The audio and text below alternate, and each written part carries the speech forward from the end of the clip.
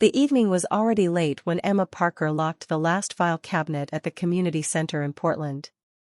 The building was quiet, the kind of quiet that made footsteps sound louder than they should. Outside, rain tapped gently against the windows, steady and cold. She was about to turn off the lights when she noticed someone standing near the entrance. The man looked unsure, like he was debating whether to leave.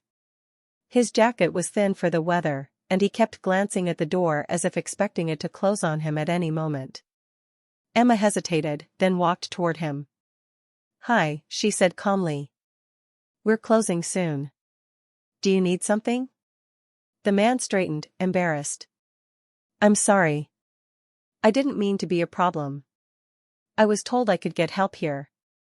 His name was Daniel Wright. He spoke carefully, choosing his words like each one mattered. He explained that he needed help filling out some forms, housing support, job placement, basic assistance. He rushed through the explanation, clearly uncomfortable asking. Emma nodded and led him to a table.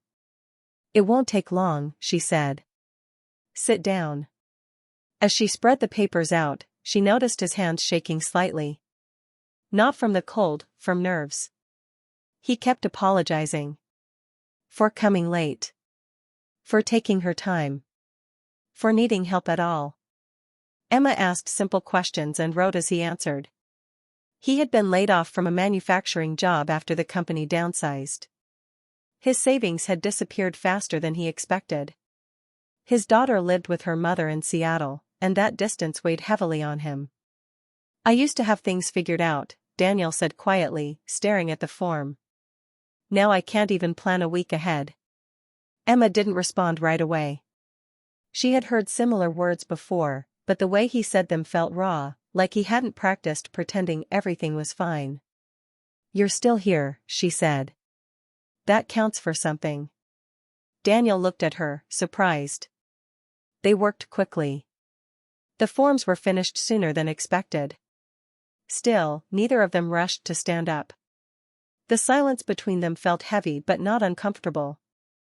Daniel finally laughed, a short sound that seemed to catch him off guard. "I didn't think today would end like this," he said. "Like paperwork?" Emma smiled. "Like someone actually listening." The rain outside grew louder. Emma checked the clock.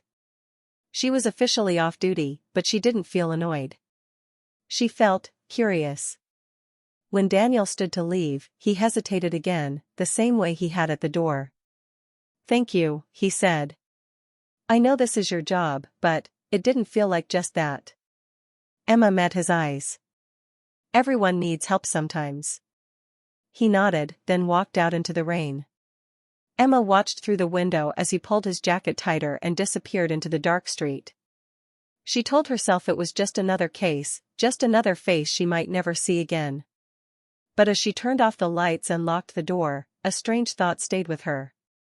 She had helped him with forms. She had not expected to feel like she had opened something much deeper. And she had no idea that Daniel would be back sooner than she imagined. Daniel came back the following week. Emma was stacking supplies in the small community center office when she heard a tentative knock. She looked up and saw him standing there, holding 2 cups of coffee, slightly damp from the drizzle outside. "I thought you might like one," he said, offering a cup to her. "For staying late last time." She accepted it, surprised by the gesture. It wasn't a request for help this time, just a simple offering. They moved to the table near the window, rain streaking the glass, and sat across from each other. At first, the conversation was casual. They talked about the center, about the weather, and the small routines that made up their weeks. But gradually, Daniel started to share pieces of his life, small truths about who he was before things fell apart. He spoke of a career that had been promising, of a life that once had direction. Now, unemployment made him hesitant, cautious, uncertain. Emma listened quietly, noticing the way his hands fidgeted when he spoke, the quiet weight in his voice when he mentioned his daughter in Seattle. Emma, in turn, shared her own struggles, not the dramatic kind, but the quiet, persistent loneliness that comes from giving too much of yourself and rarely asking for help. Her voice was soft, calm, but full of honesty. Daniel listened, really listened, and for the first time in months, Emma felt someone understand her without judgment. Hours passed without notice. They laughed quietly at small jokes, shared memories of places they loved, and spoke about dreams they had once dared to chase. Daniel's presence felt different this time, not just someone seeking guidance, but someone willing to be seen. Eventually, the lights dimmed, signaling the center was closing. Daniel stood, adjusting his jacket. "I really appreciate this," he said, his voice careful. "More than I can say." Emma nodded, smiling.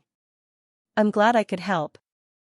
There was a pause, a hesitation in the air, as though he wanted to say more but wasn't sure if he should. Then he asked something unexpected, a question that made her chest tighten. "Could we, maybe talk outside the center sometime? Not as volunteer and client." Emma felt a flicker of something she didn't fully understand. She knew she should be cautious, aware of boundaries, but the way he looked at her, vulnerable, honest, made it difficult to say no. "Maybe," she said, the single word carrying more weight than either of them realized. After that night, the connection between them began to shift. Daniel no longer came just for forms or guidance. He asked for advice about life, about small decisions, about rebuilding confidence. Each message he sent, each visit he made, was a thread drawing them closer. Emma noticed how much she anticipated his presence, how much she enjoyed their conversations that were no longer just casual. One evening, as they walked outside together, leaves swirling at their feet in the autumn wind, Daniel stopped and looked at her. The streetlights reflected in his eyes, making them appear almost vulnerable. "You've helped me more than you know," he said. "Not just with forms, with everything. You make me feel like I can start again." Emma's chest tightened. She felt a warmth she hadn't expected, a recognition that this was no longer just about guidance or kindness. She wanted to respond, to tell him that he had touched her life too, but words felt inadequate. In the days that followed, Daniel's messages became more frequent, more personal. He asked her thoughts on his decisions, sought encouragement, celebrated victories, and confided his fears. The line between needing help and wanting connection blurred. Emma realized he was leaning on her, seeking not just guidance but presence, reassurance, and perhaps comfort. Then one evening, he sent a message that made her pause. "I don't know where I'd be without you. I'm scared to lose you." Emma's heart responded before her mind could. She cared for him deeply, more than she had anticipated. But she also understood the need for balance. Support could grow into something meaningful only if it was chosen freely, not out of dependency or fear. She leaned back in her chair, thinking about him, about the gentle way he had entered her life and changed the rhythm of her days. It wasn't just forms or advice anymore, it was connection, trust, and a quiet, budding affection that neither of them could deny. This wasn't the end of their story. It was only the beginning, the start of something delicate, emotional, and full of potential. Emma knew it would take care, patience, and honesty to navigate this new path, but the pull she felt toward him was undeniable, and she was ready to explore it. The quiet Portland nights outside the center seemed charged with possibility, and Emma felt it too, a sense that life had shifted, that her heart was no longer hers alone. The first dinner happened on a Tuesday evening. Daniel suggested a small diner downtown, the kind with warm lights and quiet booths, nothing fancy. Emma agreed, curious but cautious. She didn't want to rush into anything, but she also couldn't ignore the pull she felt toward him. They sat across from each other, menus forgotten, talking like they had all the time in the world. Daniel didn't try to impress her. He spoke plainly about his days, about the struggles of finding a new job, about moments of doubt that still crept in. There was honesty in his words, and Emma noticed it immediately. She could see the layers of the man behind the polite smiles and apologies. Emma shared her life too. She spoke of the quiet loneliness that came from helping others without expecting help in return, the small sacrifices she made for friends, family, and her job. Daniel listened, genuinely interested, never interrupting, never judging. His eyes softened when she mentioned the harder days, and she felt the warmth of someone who actually understood, someone who saw her without pretense. Time passed quickly. Hours slipped away unnoticed, and when they finally left the diner, the cool night air was refreshing. Leaves swirled around their feet, and streetlights cast long shadows on the pavement. Daniel walked beside her, not too close, but close enough for the warmth of his presence to reach her. He began to lean on her, not in a desperate way, but in a quiet, steady manner. He asked for advice more often, not just about forms or paperwork, but about decisions he had to make, small choices about his career, even about his daughter. Emma noticed how much he valued her opinion, how much he trusted her guidance. And slowly, she realized that she cared for him too. The shift was subtle but undeniable.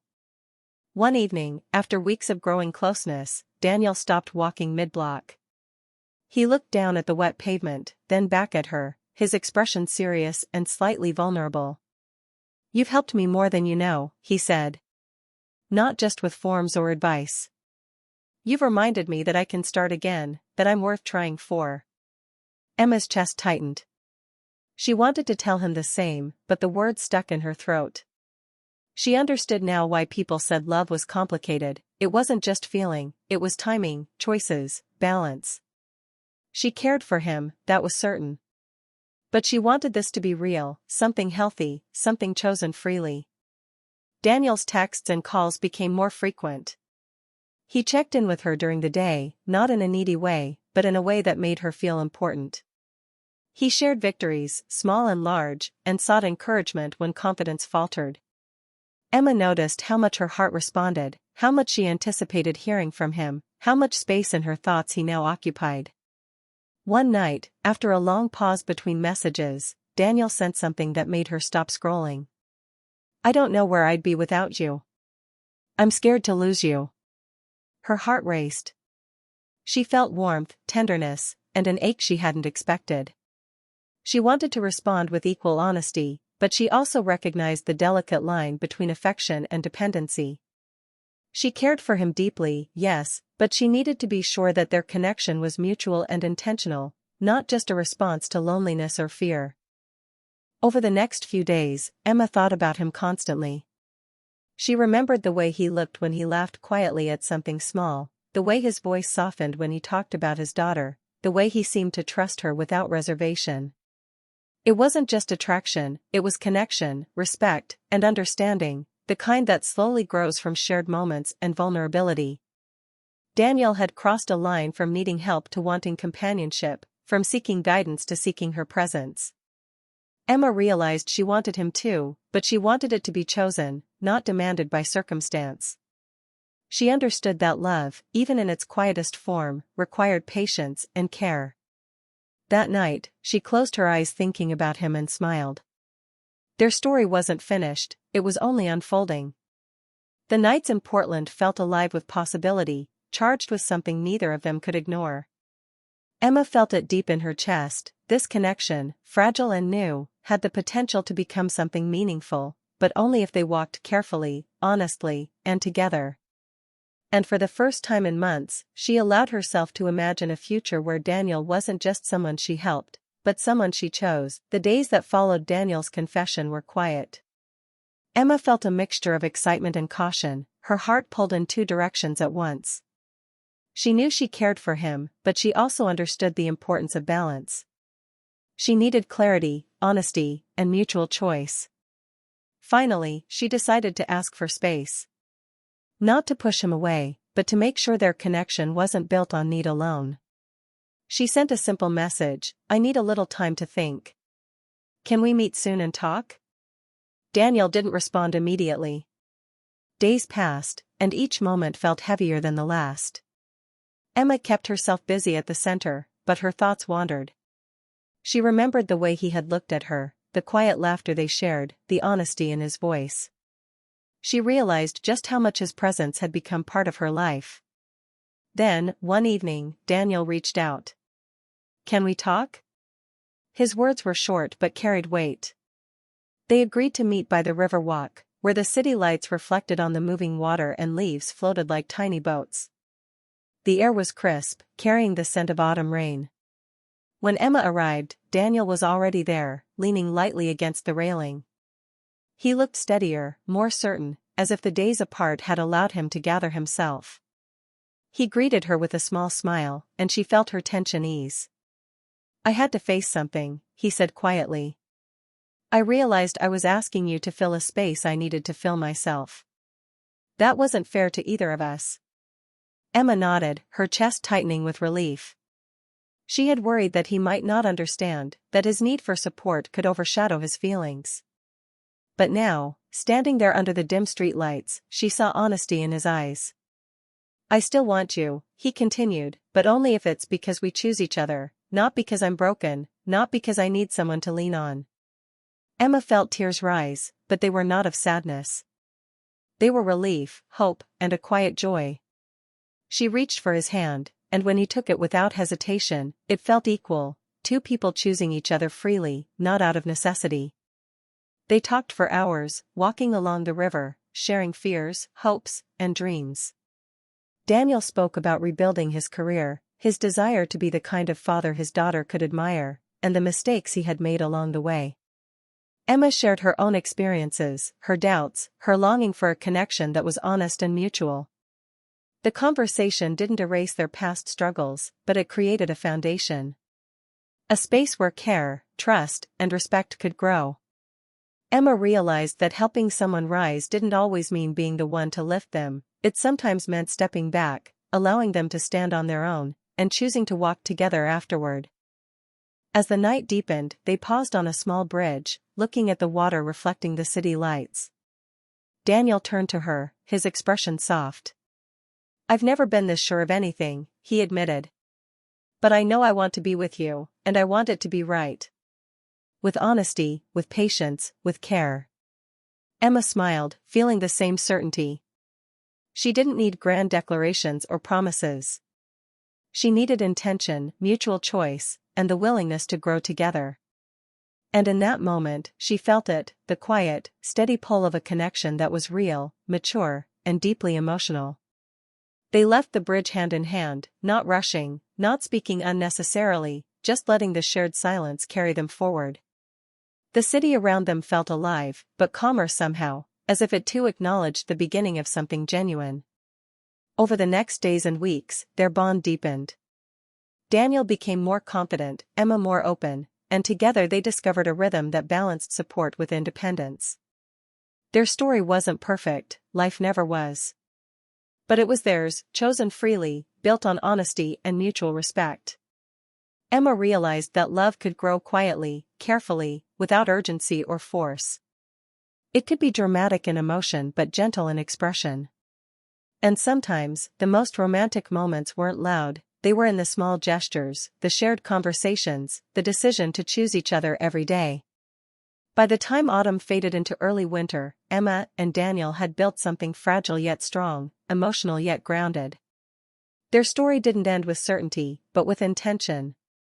Two people walking side by side, not saving one another, not leaning out of fear, but moving forward together, fully present, fully aware, and fully willing.